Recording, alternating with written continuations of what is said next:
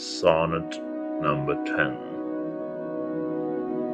For shame deny that thou bearest love to any, who for thyself art so unprovident. Grant, if thou wilt, thou art beloved of men, but that thou none lovest is most evident. For thou art so possessed with murderous hate, that gainest thyself thou stickest not to conspire,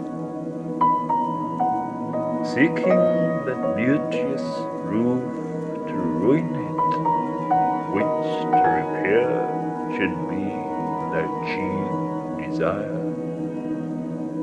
Or change thy thought, that I may change my mind. Shall hate be fairer, Lord, than gentle love?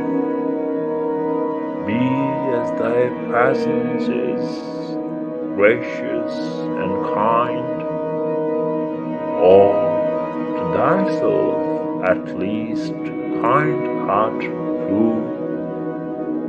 Make thee another self for love of me, that beauty still may live in thine or thee.